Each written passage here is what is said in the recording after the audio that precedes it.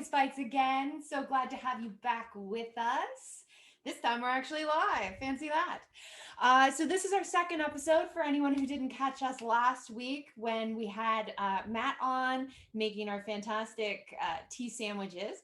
This week, we've got a whole new set of treats for you in celebration of our upcoming show, The Watsons, by Jane Austen, adapted by Kathryn Attwood. Tonight, we're going to be making some jam and some homemade butter crackers. But of course, I don't like cooking alone. So I've invited another fabulous cast member to join me. Tonight, I've got Peter Churey with me, who plays Robert Watson. So welcome, Peter. Log on in. Hello. Hello. How you doing this evening? I'm doing fine. How are you?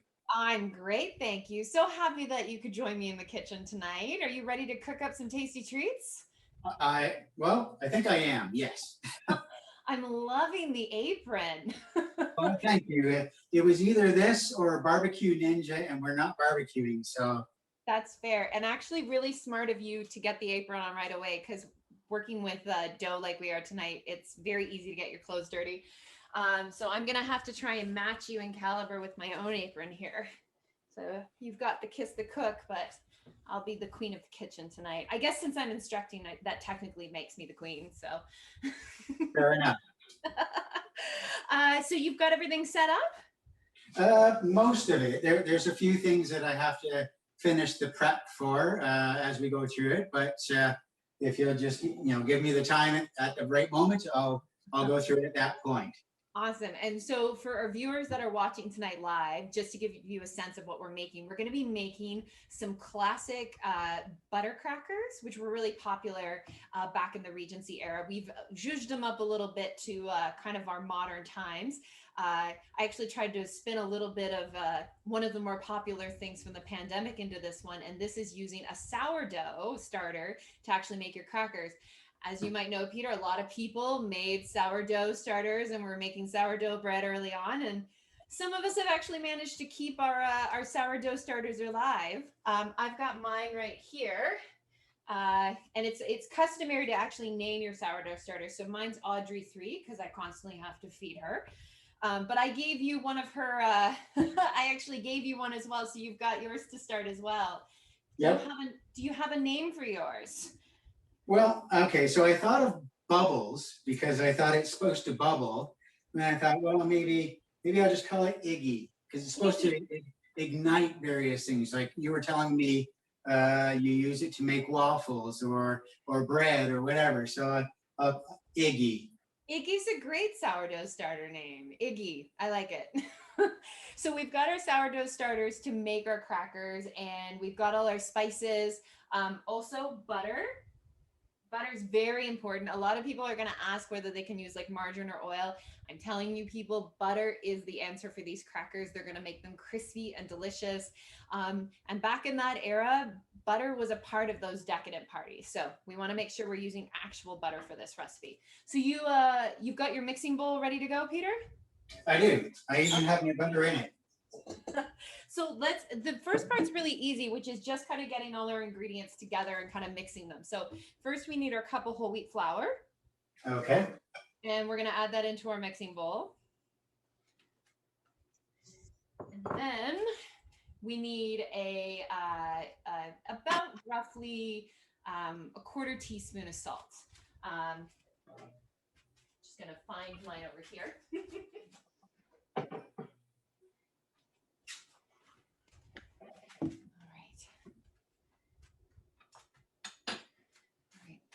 And really the nice thing is we got to mix everything together and then we got to let the whole thing chill.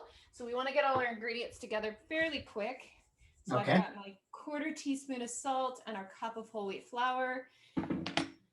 And then normally what I do with the butter is I'll just give it kind of almost like chop it into cubes. But if you've got like a pastry knife or a good fork, you can just kind of break it up into the dough itself. Okay. What are you working with tonight? Do you got a mixer or do you have? Well, okay, I understood this to be like a pastry blender. You've got the pastry knife. Perfect. Okay. That works really well for this. So you're putting about 4 tablespoons of butter in. So again, 1 cup of whole wheat flour, 4 tablespoons of butter, and our 1/4 teaspoon of salt.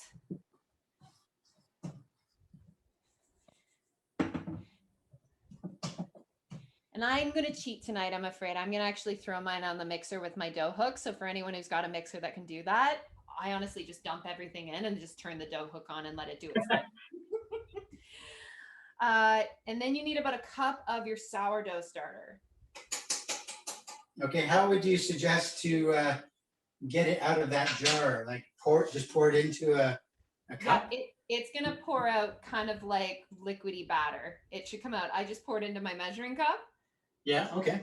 Yeah, you need about 1 cup of it.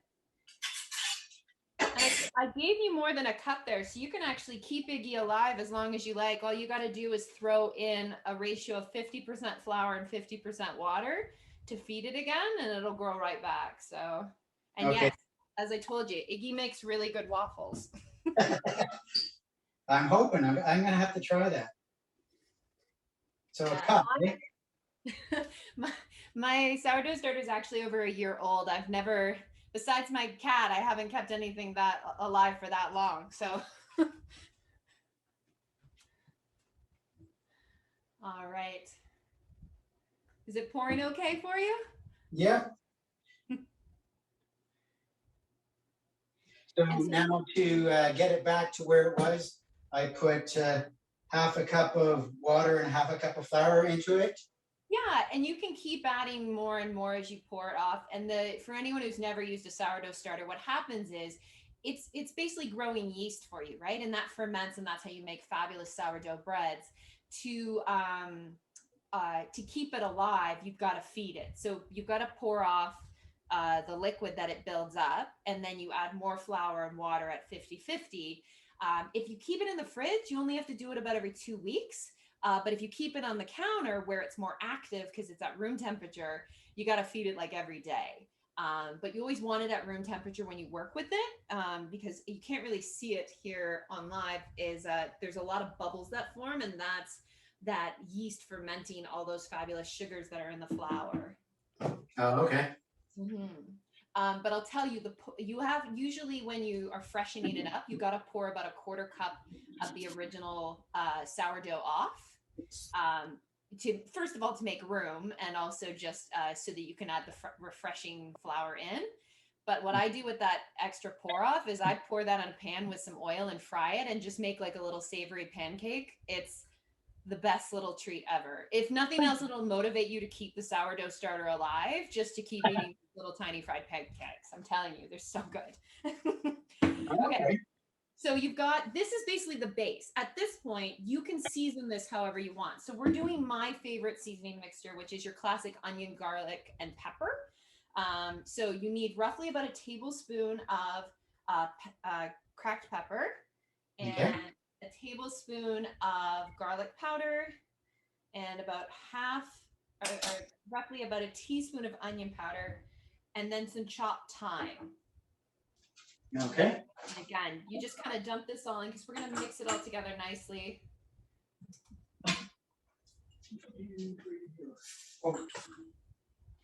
I got to actually chop my thyme here.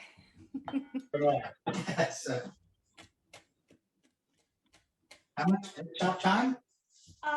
Roughly no more than about 1 teaspoon, because thyme's quite strong, right? And if you don't have fresh thyme, you can use the dried stuff.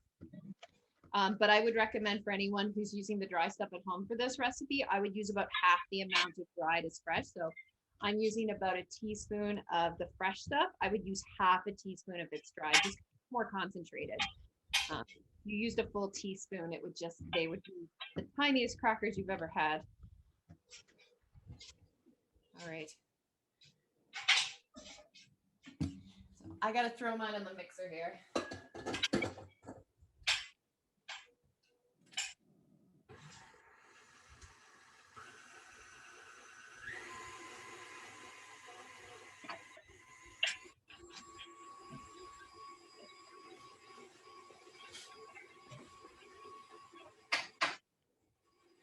So mix it together as best you can. What you should come out with is something that kind of has the consistency of Play-Doh, Peter.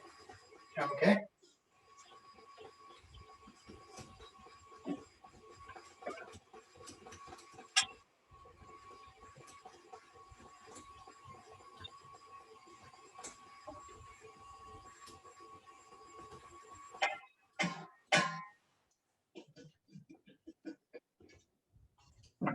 Wow, yeah, that time is really strong.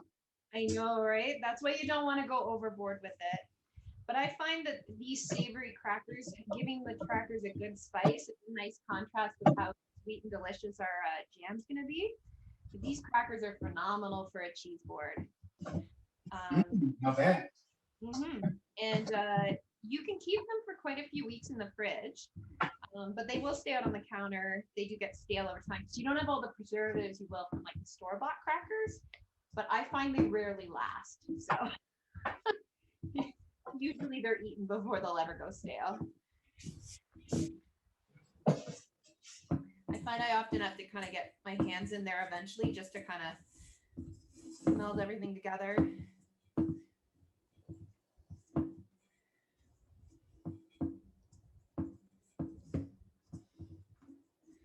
All right, so just to show everybody at home, and Peter, see, I have the advantage of the equipment that gives me the shortcut. So it just should come out like a nice soft dough. And to be able to cut the crackers, you've got to chill it. So I'm just going to grab some plastic wrap to wrap mine up.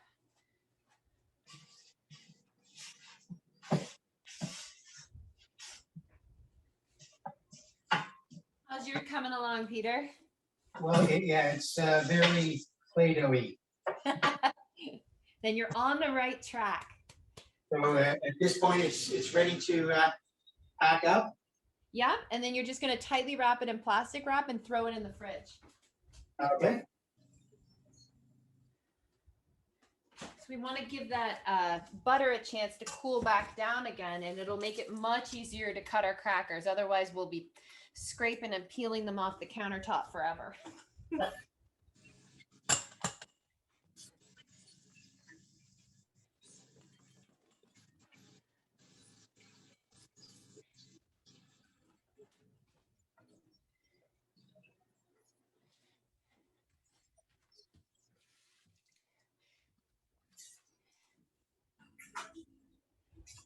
So Peter, you and I have been friends for a long time. We've done quite a few shows together, right? Mm-hmm. Yeah. How many shows have you done with Bacchus now? You've been a terrific voice for the Theater of the Wine. Okay, so with Theater Bacchus, I've done about, I guess it would be 4 shows. Wow. And it's really wonderful, the diversity and kind of shows that have been offered so far online. And I've been waiting for I'm not gonna lie, I've been waiting for the Jane Austen one because I love her stuff. Do you read much Jane Austen at all, or? No. No? But No. I believe you've performed Jane Austen before. Yes. Well, I guess you could say I've read Jane Austen when performing. So first exposure would have been at Village Theatre in Waterdown, where we did Pride and Prejudice. Yes. This would be my second time. I think that's by far probably one of her most popular stories. But tell me a little bit about your character. So you're Robert, right? In the Watsons. Yes. Yes. And where does he? Because there's a lot of family members in this show. So where does he fall in the Watson family? I am the eldest, as well as the only boy. So. Well, that helps.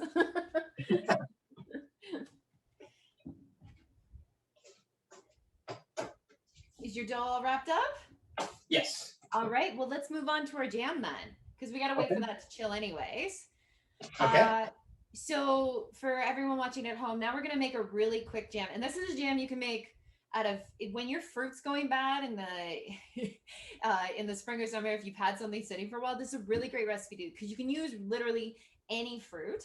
I'm going to be using some rhubarb because I actually still have some rhubarb left, and strawberries, and I just love this combination. Peter, what are you going to be using tonight?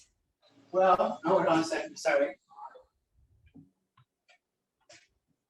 Neighbors started to mow their lawn, so I couldn't hear as well. I chose cherries because I was seeing them for sale in various places, and I figured this must be the time to have cherries. It is cherry season. That's an awesome pick. So what we need to do first is just kind of get our fruits ready. So you need about 2 cups worth of berries or fruits to work with. So I'm actually going to grab my measuring cup again, just so that I can make sure I've got the right amount. Okay, so quick question. Given that they're cherries, I've seen online that if you're going to handle cherries, you need to wear gloves. Is that true? Like, because they'll stain your fingers? Yeah. I mean, it'll wash off eventually, but if you don't want to be caught red-handed, yes, I would definitely put some gloves on. Okay. All right. But it's not a must. So I'm just going to be slicing up my rhubarb here first. All right. So how would you describe the personality of your character, Robert? Well, I guess he's the typical older brother who figures you should listen to them, and yeah, without giving anything away, because I mean we do describe the characters on the website and various social media outlets. He's a bit chauvinistic. No, he is chauvinistic, not a bit. He is. I was gonna say maybe you shouldn't dance around that one. That's the thing to play a character like that. You got to make sure that they figure they're doing right, even when you're going, no.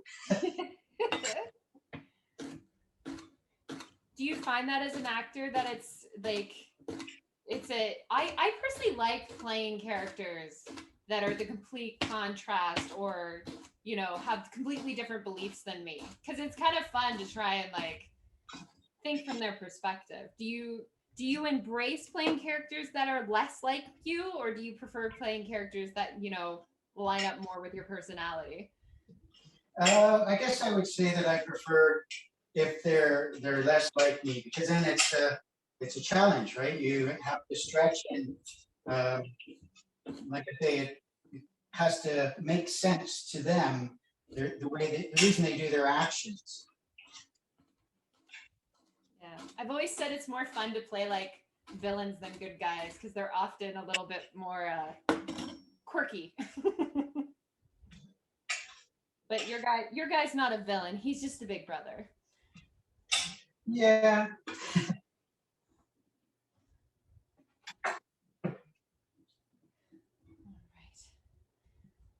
So I've got about a cup of rhubarb for myself, and then the other cup I'm going to do strawberries. So for people that are wondering, you can do half of one fruit and half of another. You could do 3 different fruits. You could do 4.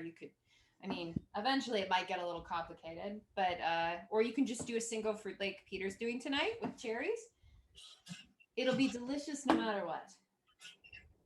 And I'm not chopping my strawberries up too fine because I find in the heat of the pot they break down pretty easily, so I don't have to make them super fine. And you can use frozen fruit if you don't have fresh fruit available, but this is the season for it, right? They're lush here in Ontario.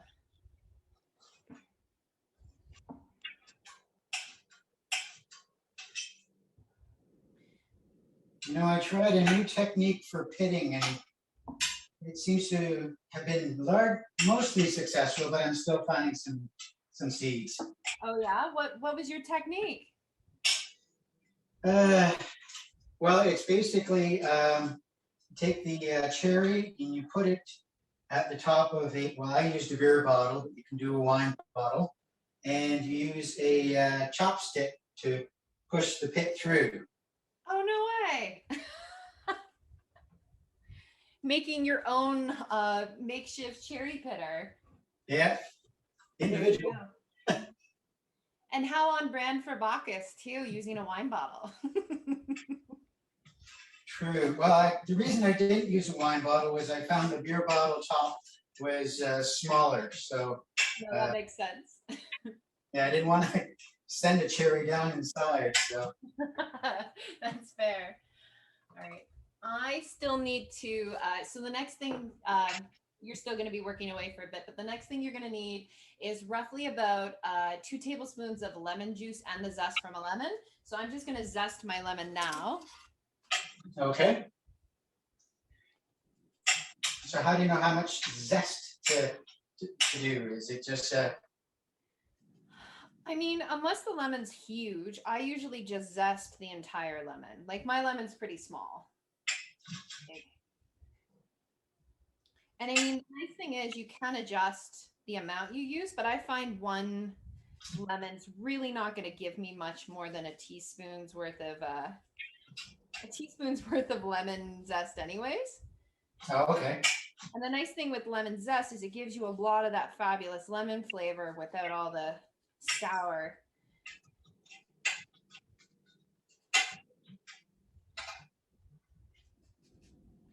Well, I think then if I'm supposed to use a whole lemon, I won't use the rind from the lemon juice. Well, if you had a big lemon, you could still use that one. Yeah, no, it wasn't. Yeah, see, like, I'll show, get up close to the audience here. Like, you don't get that much. Like, maybe just a touch there. All right. And then I got to juice this thing.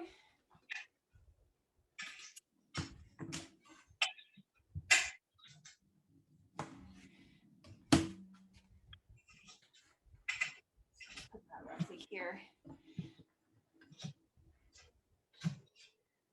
So did you, Theater of the Wine is obviously all radio plays. Did you ever do a radio play or voice work prior to the shows with Bacchus? No, just stage stuff. I've auditioned for voiceover stuff, but only as far as any work, it's only been with Theatre Bacchus. I have been tempted in the past because I always used to love the radio shows when I was a kid. You know, staying up at night and listening to them in my bed, but just never got around to going out for them. Was it like the classic like murder mystery radio theater, or like War of the Worlds kind of stuff, or more the comedies, or? Well, it started out with Chum FM, so you had your comedy before the Theater of the Mind, and so yeah, I did catch War of the Worlds, and I'm almost done. Good.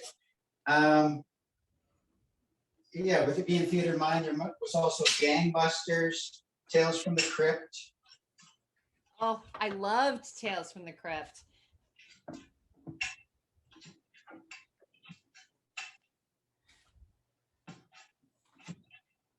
So which do you have a preference as far as like on stage or voice acting, or are there certain things you like more about one than the other, or? Well, I have to say that I do enjoy the on stage, so you know, there's that. But the neat thing about the voice acting is, you know, they say that with acting you've got certain tools that you can work with: your voice, your expressions, your body movements, and so forth. But with voice acting, you've just got your voice. So there's you know, your intonations, your breathing, hearing how you breathe and when and so forth. So it's a bit of a challenge, and makes it interesting. So I imagine you become that much more aware of your diction. Oh, There's no hiding behind like movement or if you like flub, like it's the only thing that people can experience is your voice, right? true. All right. So the other piece we're gonna need is also some grated ginger, and I actually gave you this tip the other day when we were chatting before Bacchus Live. Is that I always freeze mine. I freeze it whole because it's actually easier to grate ginger when it's whole and frozen. It's actually just much easier, and it keeps forever if you wrap it in plastic wrap. So and you're going to need a sizable amount for this. I'm using about 2 tablespoons, which sounds like a lot, but the ginger is really what's going to balance all of that sweet fruit out. Okay, so now that I'm done the cherries, I have to zest a lemon. Yep. Into a bowl or into a pot. You can put it directly in the pot if you want. I'm just kind of like putting things into individual cups and then I'm going to dump it all in. But if you just want to put it in right away, that's also okay. Okay. If you want to save the dishes. That's always a good thing. I honestly, hindsight now, I'm like, I've just made myself way more dishes than I have to. So, newsflash for people that are watching: don't make yourself all these dishes. Don't do what Kate does. Do what Peter does, and put everything directly in the pot. This is an old habit from all of the classes I've taught over the years, is that I always want to put things in individual bowls.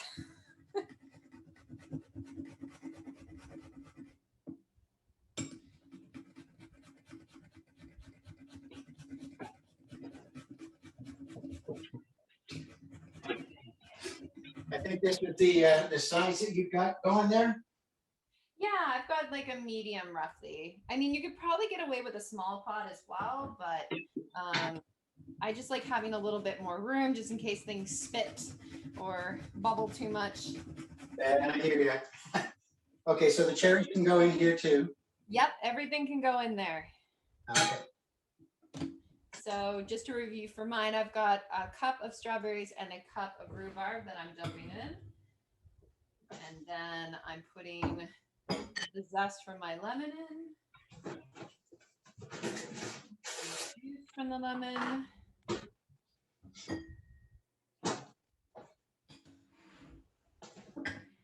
And I'm going to put in roughly about half a cup of sugar. Yes, it's a lot of sugar, but this is jam, people. So it's for a party, so we don't need to stress about that. Speaking of like parties, if you were throwing a garden party, Peter, do you have like a dish you could use to impress people or?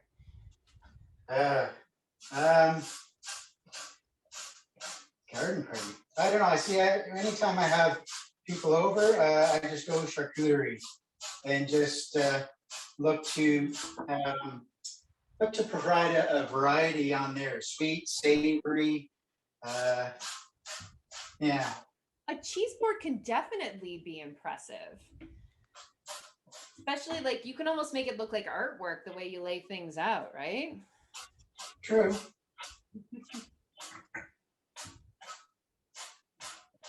Are there certain cheeses that are like an absolute must on your cheese board? Like you almost get it every single time? Sorry, did you ask what cheeses? Yeah, is there like a cheese like that you always put on your cheese board because it's like one of your favorites? I guess blue, ochre, Gouda, and a strong cheddar. Oh, all right. Well, I'll be over next week for my cheese board then. I'm also going to add in roughly about a teaspoon of vanilla.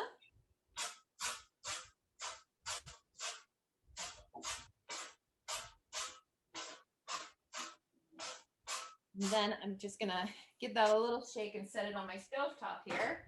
And I'll start heating it up once Peter's got everything into his sauce pot as well. Okay, sorry. I'm holding you. There is no rush at all.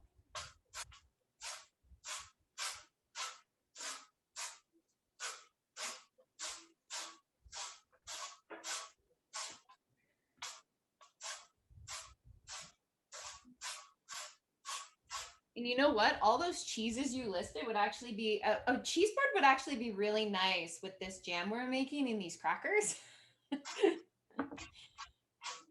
Basically, it would finish off your cheese board, I think.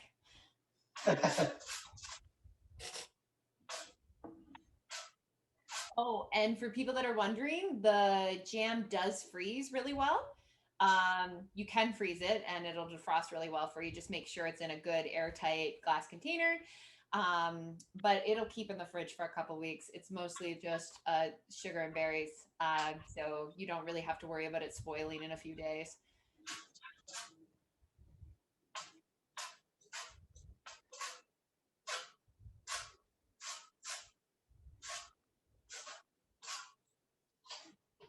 How's that zest coming along, Peter?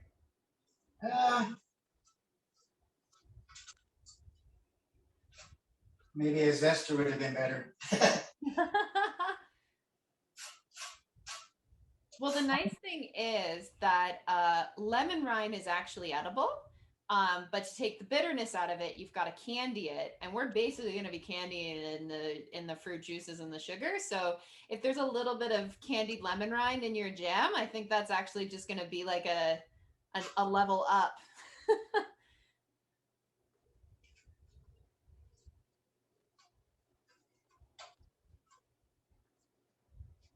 All right.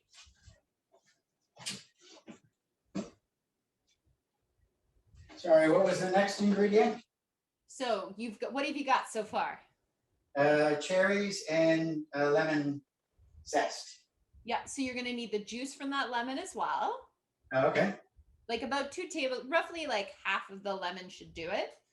Yeah, okay. But if it's not a particularly juicy lemon that I would use too, you want somewhere between about 1 to 2 tablespoons of lemon juice. And that's just, again, to kind of counter some of that super sweetness we're adding. Okay. Next. After you've got that, you're going to need about half a cup of sugar. Okay. I need to wash my hands for the lemon. Yeah, I know. It kind of gets sticky, doesn't it?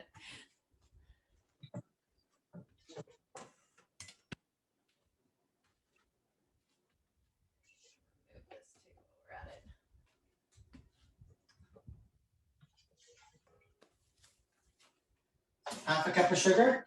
Yep, half a cup of sugar. Just dump that in the pot. Okay. Now that you've got your ingredients in there, actually turn the heat on to about a medium and get it kind of rolling.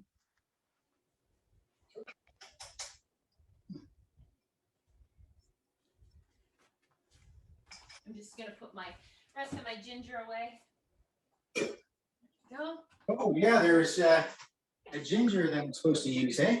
Yeah. Whoops. Yeah, so you're gonna need about 2 tablespoons of that, baby.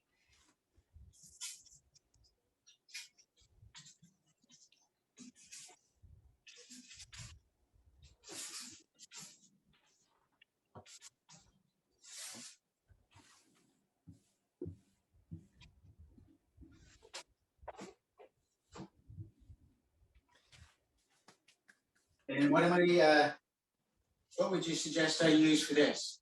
Honestly, if the zester was taking you a long time, maybe use the next biggest size. Like that's gonna grate it because the ginger will cook down, especially if you froze it. It'll almost kind of like melt into it. Okay, I'll try that.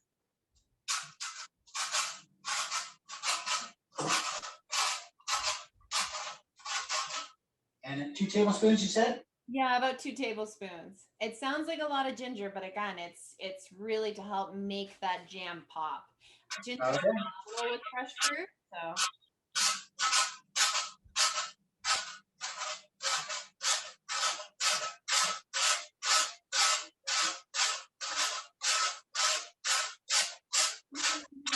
Put it at a medium heat, and you're just gonna kind of move it around once it's ready to go. Okay.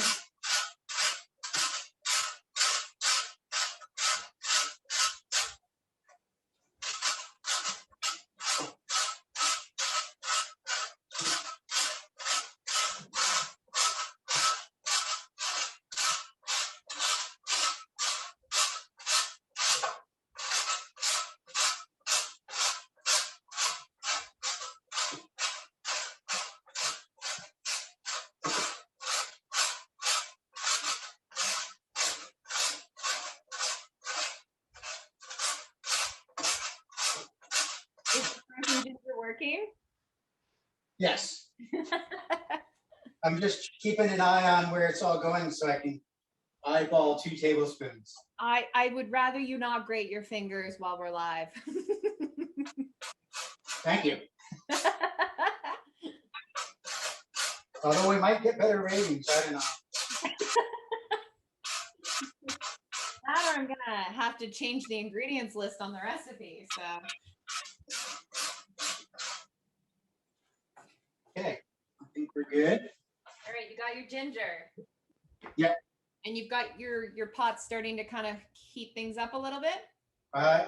Sorry, I didn't turn the heat on yet. No, that's okay. You honestly, since you've got the fruit in there, you can start it while you're adding the rest of the stuff in, because the fruit will start to break down and add liquid in the bottom, and you just want to make sure it's kind of mixing and coating. Okay. You've only got a couple ingredients left to go. Okay. So you've still got to do about roughly a teaspoon of vanilla. Okay.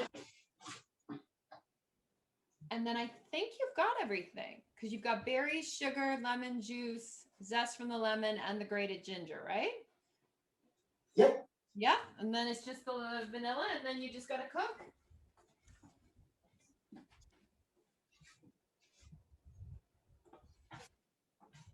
Okay. Teaspoon of vanilla. Yes. All right. Oops. Oh.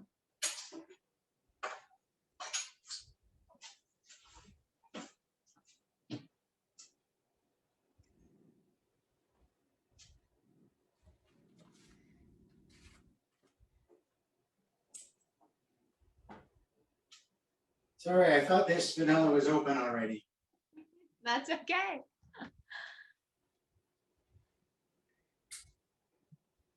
Sheesh.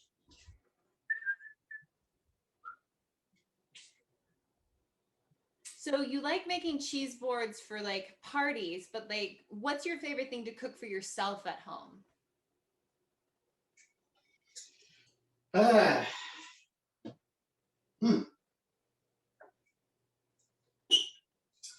I guess it would be when I do a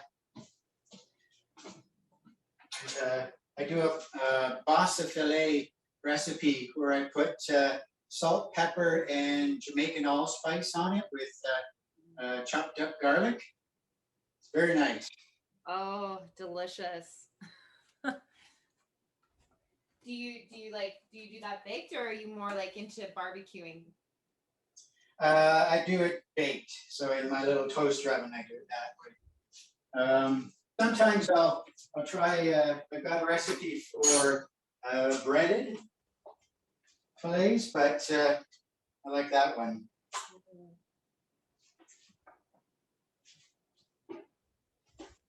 Okay. Have you ever made crackers before? Crackers, no. This is a first then. Oh yeah.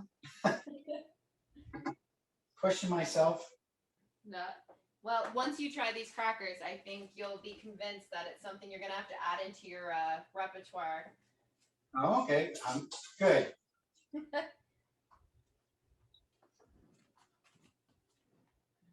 Yeah, so you basically just want to bring up the temperature, maybe just a touch above medium until you see it kind of bubbling and simmering. And all you do at this point is you just let it cook down, and you keep an eye on it, stirring it. I mean, you don't have to constantly keep an eye on it, but you want to stir it regularly enough so it doesn't burn. And what you want to see is roughly it thicken. That can take, I find it's usually like 8 to 10 minutes, but sometimes it does take a little bit longer, especially if you have really fresh fruit with a lot of juice in it.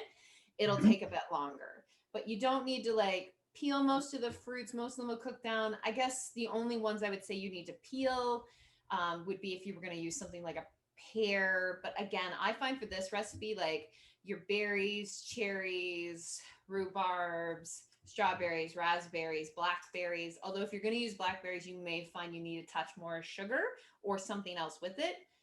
Blueberries work really nice too. And once we're a little later in the season, peaches. this version of this jam with peaches is Yeah. just, oh, so good. Okay, I'm gonna have to try that then.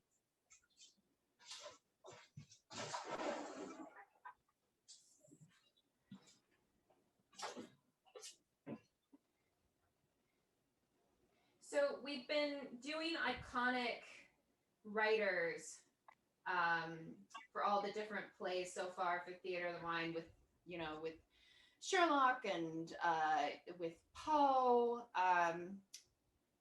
For you, in your opinion, why do you think Jane Austen is so popular? Because like her stuff has stood the test of time in a lot of ways. Yeah, I think it's just the characters. They have a certain appeal to them. They're put upon with various challenges from the etiquette of the time and so forth. But they're able to make it through, and you want to root for them. The stories are so well told that, at the end you go, yes. rooting for that underdog, right? Exactly. Everybody loves a good underdog.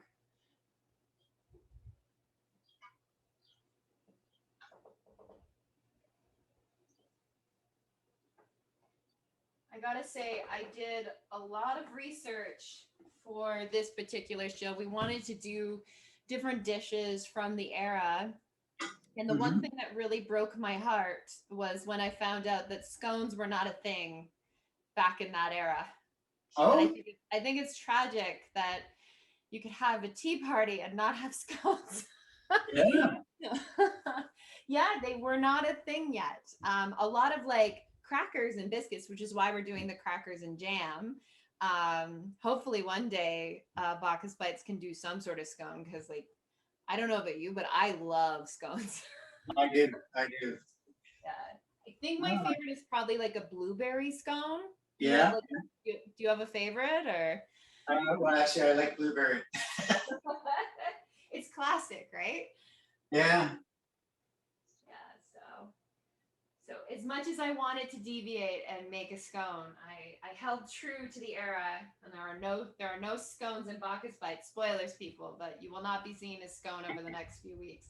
But you will see some other amazing things. We've got cocktails and stuff with melted cheese, and I mean, how can you go wrong with that, right? True. Yeah, well, and that's the thing. You've got to be careful, because there will be people tuning in who can call you on it. Exactly. I didn't want to get in trouble.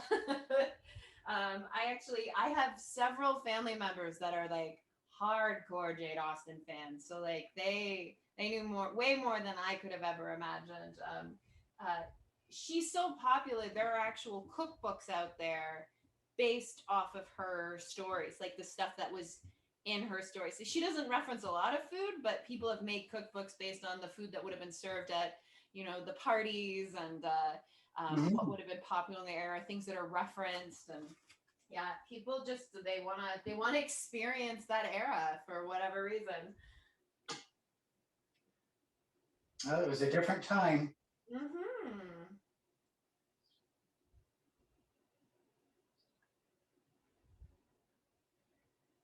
So we're slowly kind of getting back to normal. Obviously, we're not to the point where we're having these Bacchus Bite kitchen parties in person. But what are you most excited about as things kind of get back to normal, just in general? And when it comes to theater, what are you excited about? Well, I guess in general, being able to be close to people, like go and gather with friends, and not have to have such a distance. And as far as live theater, the ability to have an audience, and have the audience react and so forth. Yeah, that's what I'm looking for. Yeah, it's strange to perform and there's no response, right? It's that give and take in live theater, whether it's somebody gasping or laughing or groaning, or as an actor, you feed off of that, right? True. How's your jam looking? Well, okay, so it started bubbling.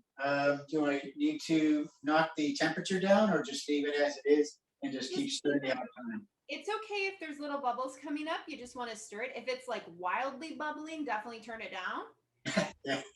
Okay. Yeah. No, it's just the odd bubbling. Yeah. Yeah. Like I always say, if you're watching it, you can let it bubble more. But if you're gonna walk away from it, turn it down and go low and slow, because otherwise you're gonna have to throw your pot out. Yeah. Once you burn that on. Yeah, it's one of the downsides of working with sugar is sugar will just like caramelize and burn like crazy. So you got to be really mindful with something like this. Yeah, I at Halloween I do a Martha Stewart recipe, sweet and spicy pumpkin seeds, and there you're cooking the sugar until it's a caramel like, and then you throw the seeds in. You got to be on time because one time I was just a little late and that was a tough cleanup. It's the difference between a caramelized crunch and just, I guess, burnt ash, right? Yeah, yeah. The other thing I just want to advise people at home, if you're doing this recipe, is just be very conscious about like how close you're getting to the pot. Remember, there is quite a bit of sugar in there, and it's going to be hot and bubbling. If it spits up, sugar actually holds more heat than a regular liquid, so it can leave a serious burn if you're not cautious about it. No. Glad you told me. It's important to keep an eye on it, but it's also important to make sure that it's not spitting out of control and potentially going to burn you. And what you really want to do is you want to see all that fruit broken down so it's a fairly even consistency. Okay, I do see it. Yeah, it seems to be breaking down. Yeah.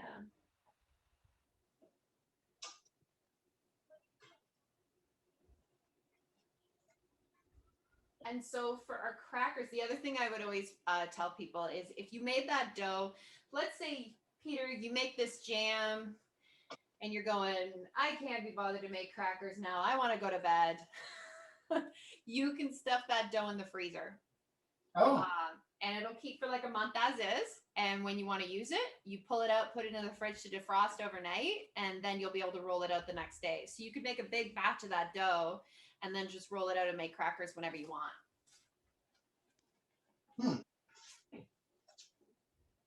I'm not gonna lie, it's not always easy having your oven or stovetop running during the summer, right? Indeed. I've got a lovely fan going right now, but I'm not gonna lie, when it's like 25 plus outside and I'm standing next to the stove, I'm like, as much as I love cooking.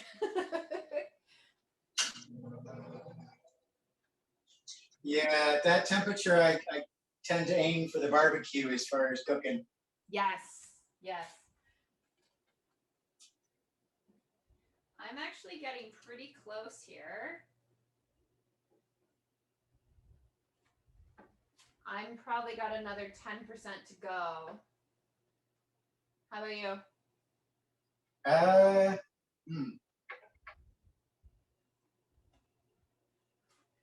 Not sure how to gauge it, but so we want it cooked down to like, so that there's no lumps? As much as possible. I mean, the advantage is I can see you right now. Do you want to show me what's in the pot? Okay, as I can't grab the camera and bring it over. You come to me. Can you see it now? That's getting there, yeah. It Yeah? needs a little bit more time, for sure. Yeah. Okay. I didn't want to do, those comedy things where, here, look.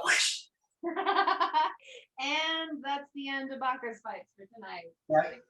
Drive over to Peter's place to make sure he's okay. So we're going with the store-bought jam. Okay.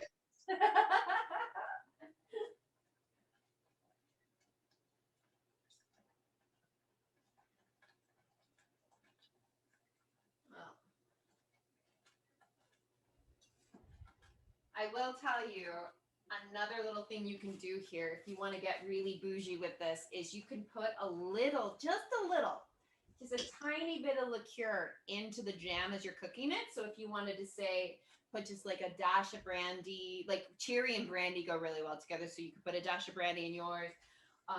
Or I could put like a little bit of chocolate liqueur into mine. It'll add that hint of that kind of liqueur flavor to your jam and just give it an extra kind of, you can even add a little touch of wine. So if you wanted to do like cherry with a little bit of Merlot in it, my strawberry rhubarb would be really nice with a bit of Pinot Noir in it. You don't want a lot, but I'm talking like maybe 1 or 2 tablespoons, and that flavor will feed through with the fruit. And then you've got like a really nice kind of cheese board jam, even just a step further.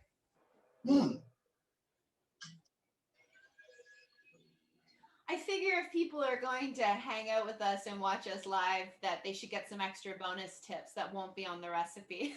But you gotta watch if you want all the Easter eggs. All right, I am very close to done here. I'm just gonna come up to the camera and show everybody. So you can see I've got this phenomenal jam, right? It's still pretty hot, but as it cools, it's gonna thicken up even more. But this, honestly, just on some toast, so good. All right.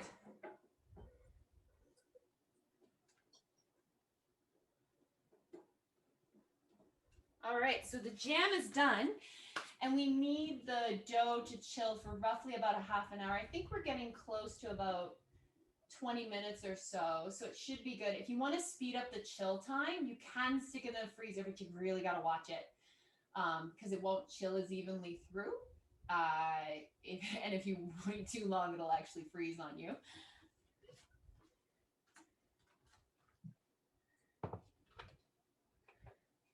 And then all you're gonna do is just flour a surface to work on. I'm gonna use my wood counter behind me.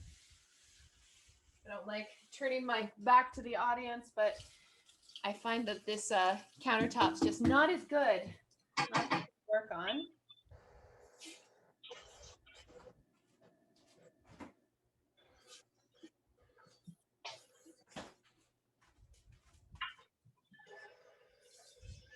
Yeah, and it should be relatively cold. Again, you could do it the night before and leave it in the fridge. If you didn't want to do it for the next few days, you can freeze it and then defrost it when you're ready to work with it. But you want it relatively cold because if it's still too warm, you're not going to be able to. And I generally, what I'll do is I'll take the dough, Peter, and I cut it in half, and I work with half of it and throw the other half in the fridge until I'm ready to roll out the next half because it makes a lot of crackers. Oh, okay. Yeah. Okay, so you want to check on this jam and see? Yeah, let me see what you got. Okay, so I noticed you kind of lifted it up and you still very lumpy. Yeah, I mean, honestly, throw it on low and just kind of let it simmer away while we make the crackers. Okay. Give it a stir once in a while. Some fruits will take longer than others. So, yeah. But if it's not cover it, eh? I wouldn't, because you want to be able to see it, like keep an eye on it. Like maybe keep it on like a 2 on your dial and like just once in a while give it a little stir, but it shouldn't bubble up on you too much from there. Okay. So then once you've got your dough ready to go, folks, you just need a rolling pin. Okay. Now, I'm using one of my favorite gifts I was ever given, which is my marble roller. If you have a marble countertop, first of all, you're lucky. Because it's great for rolling out things like crackers and doughs because it keeps things cooler. It controls temp. My rolling pin does the same thing, and that I put it in the fridge to keep it cold. So when I roll it out, my dough doesn't get too warm. Because when a dough gets too warm, it's harder to work with. So you just want a floured surface. And I often, if it's sticking, I'll just add a little bit more flour. And you just want to roll it out. So it's relatively thin. So you want me to separate the dough before I start to roll it out? Yeah, I mean, you may find if you can roll the whole thing out, if you've got enough service. I've just got a tiny counter, so I always do half to start. But if you can roll the whole thing out, you go for it. Well, I don't want to tempt fate, so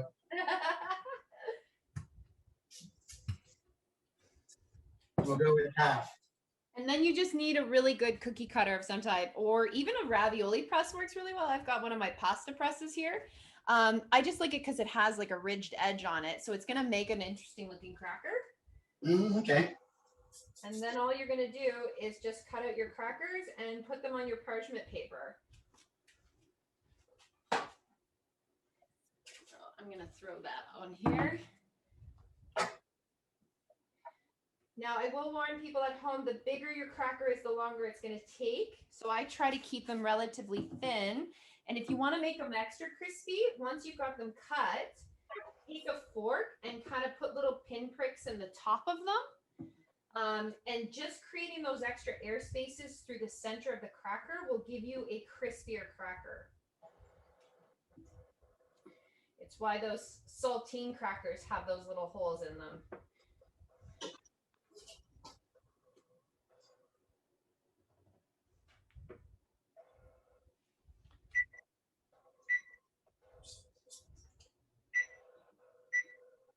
And another thing that won't necessarily be mentioned on the recipe card when we post it tomorrow is after you cut them, what I usually tell people to do, Peter, is just dust the top of the crackers with a little bit of olive oil and sprinkle just a pinch of salt on top of them, because adding a little salt to the top of your crackers actually enhances the flavor of all those lovely spices we put through them.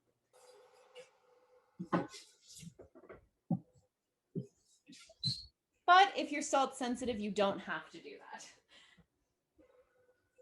that.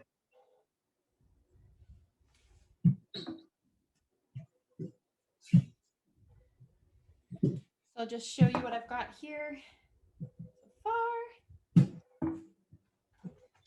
the nice thing about this cracker dough, Peter, is like once you've cut it, you can actually take whatever edges you still have and you can roll it again. You can roll it pretty much as many times as you want. Oh, okay. I was just going to ask that. Yeah.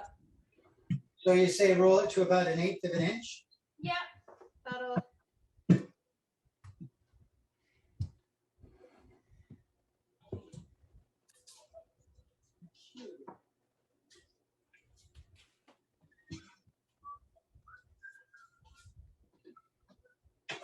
And as I mentioned before, if you're not a fan of the spices that I used tonight, you can just do simple salt and pepper. You can, if you've got like a Italian spice mix you like, or de Provence, you want to put a little lemon in them.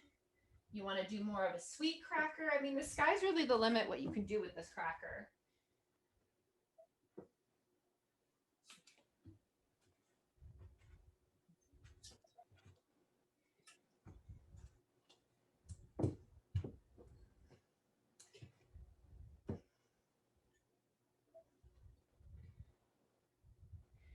So Peter, do you prefer like jam or marmalade?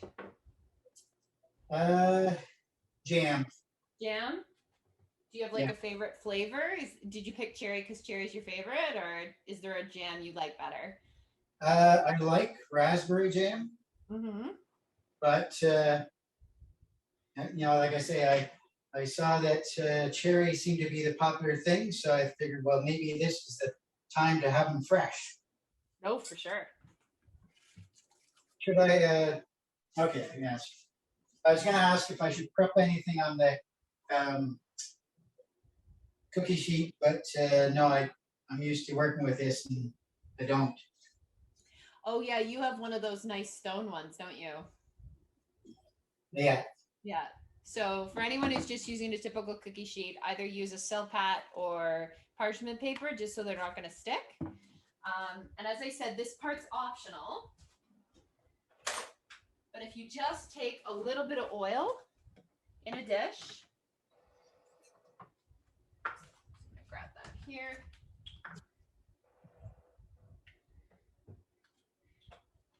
Again, they're honestly good to go as is, but if you want to just lightly brush the tops of them, and then just sprinkle a little bit of like kosher salt or sea salt on top. You'll go from like a cracker to like a cracker, like really, the flavor will be that much more intense. So I'm just, again, and you don't want to go heavy with it because you don't want it like to become super salty, but I'm just very lightly sprinkling just a little bit on top. So I'm thinking, just for the sake of time, Peter, I'm just going to do half of a batch. Okay. Yeah. And for people watching at home, you need to preheat your oven to about 350 for this. I recommend, if you have a convection oven and you can use the convection, definitely use it. Oh yes, I need to put my pin pricks in. So again, this is an important step if you want a really crispy cracker, is just take your fork and just place very light dots across the top. It might not seem like much, but those little holes are going to make a big difference between, you know, a soft, crunchy cracker and a really nice, crispy one. If you don't believe me, try having a couple without and see the difference. And my oven's preheated, so I'm going to throw these guys in.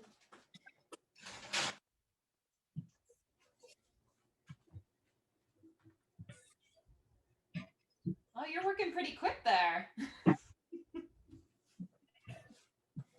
Me? Yeah. I'm trying to catch up. It's not a race.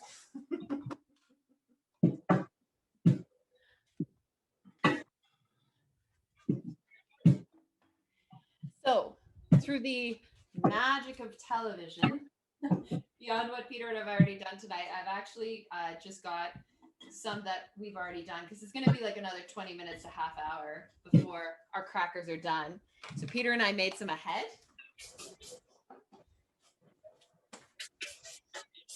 Should I get them? If you want to finish up your crackers first, by all means. Pardon me? Then I can ask you some more questions. Oh, okay. You've only got a few more to go, right? Yes. Yeah. Oh, you've already got yours ready to go. Awesome. How's your jam looking? It's actually looking pretty good. Awesome. Yeah. Considering I've never done jam before. Look at that. First time for two things, crackers and jam. Yeah, it's quite nice. Now I just got to teach you how to make peanut butter. True. I'm actually just going to take a little bit of the jam here and put it into a cup to try it.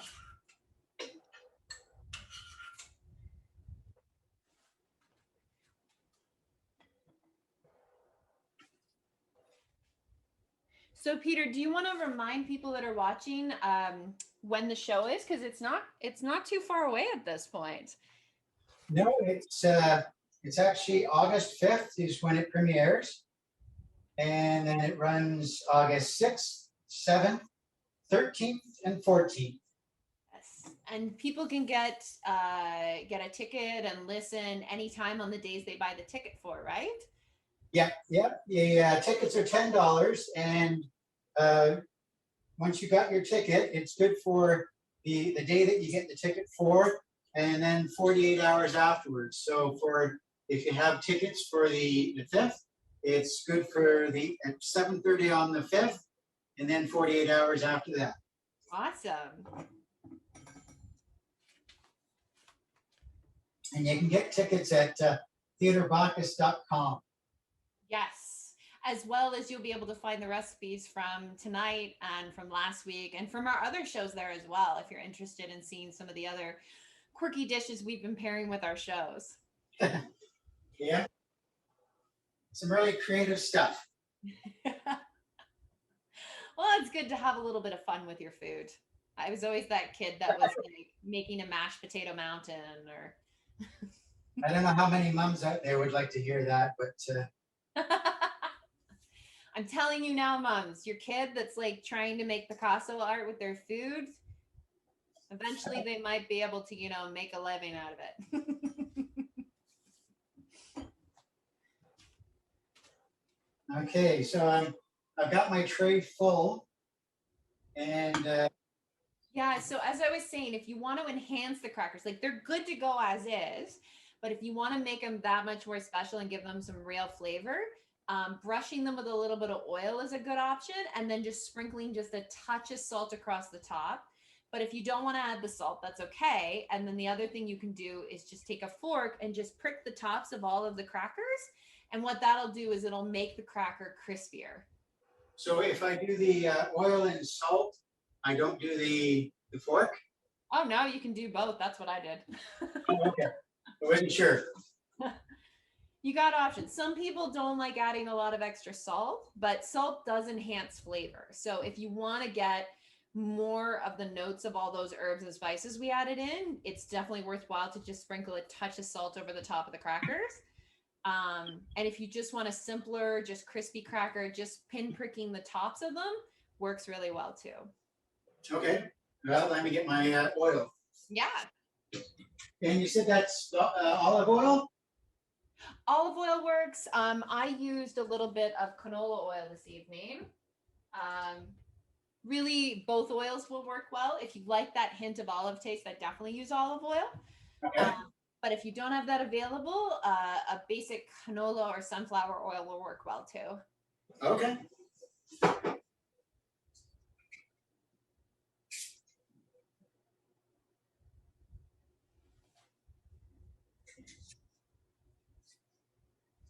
So I'm actually just going to show people, show you kind of what our final product looks like.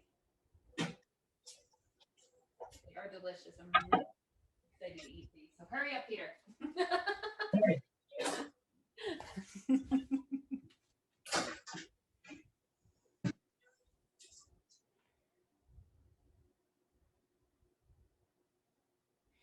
So outside of Bacchus, what other shows might people have seen you in, Peter? Oh, I guess some stuff in the Golden Horseshoe area. So going from Hamilton, so I did The Suicide with Dundas, Pride and Prejudice with Village Theatre, a number of shows with Theatre Burlington, including Me and My Friend, and then with Burloak Theatre Group, Leading Ladies. So you've been involved in the community arts around here for quite a long time then. Yeah, I guess about 25 years. Amazing. Well, it's a fun hobby. No, I agree. And I think it's so important, especially with the things we're going through now, to have, those creative outlets and to have the arts and to be able to celebrate them. They're a great escape and they're a great way to connect and to share stories. So. Mm-hmm.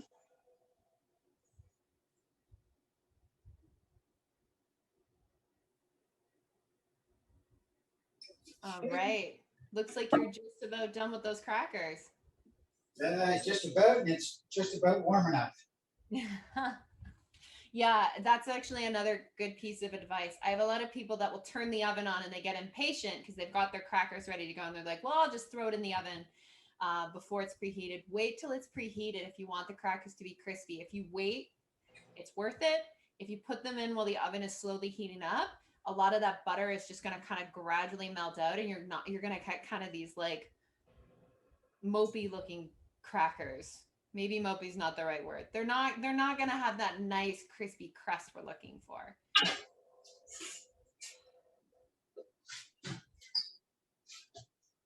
All right.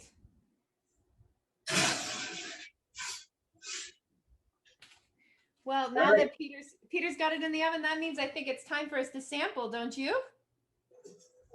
Sure. So I guess,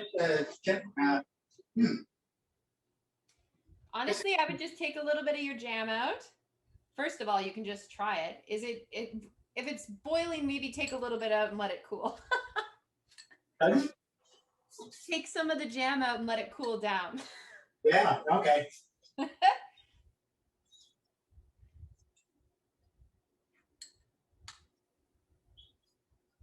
So how do I know when it's done? Well, does it look like jam? It does. Then it's done. Okay. Honestly, you just want it to have, I mean, it's okay if it's got a little bit of lump to it, but honestly, you just want to have a fairly kind of that sticky classic jam consistency. You don't want to see big honking whole pieces of fruit, but So that jammy kind of, that's looking pretty good. did we just say that's done though? I mean, you could certainly cook it down for a little bit longer if you'd like, but I'd say it's pretty good. Okay. Well, I'll leave it on and I'll take some off to a bowl. And then you've got those crackers, right? Yes, yes I do.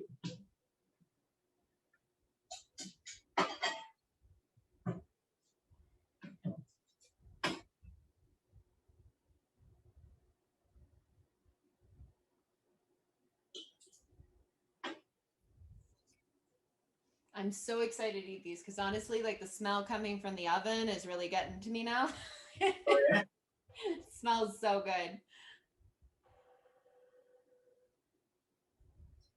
And what is it, 25, 30 minutes? Yeah, roughly about that. Honestly, I usually check on them at about 25 minutes. And what you want to see is just like a light browning on the edges. If it's not quite done yet, leave them in a bit longer. But yeah, you just want to kind of see them starting to brown on the edges. Okay. Mm-hmm. All right. I think it's time to taste, don't you? Well, I don't know how warm that's still going to be. Does it cook? That's fair enough. I mean, I did just put it in there, so I'll give it a couple of minutes. No, that's fair enough. It's okay. I don't need you've gotten this far on Bacchus Bites without hurting yourself. I don't want us to end on a note where you have to go to the emerge. Fair enough. I appreciate that. And for anyone who's watching, be sure to check down in our Facebook profile. There's lots of other great videos, promotional materials about the show, some great little teasers you can check out to see the whole cast if you haven't gone down and looked yet.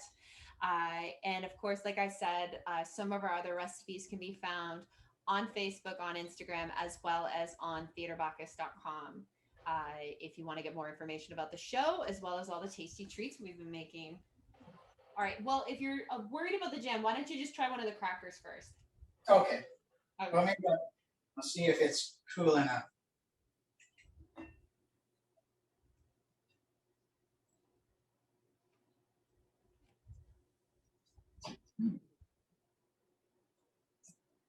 That's quite nice. Mm-hmm.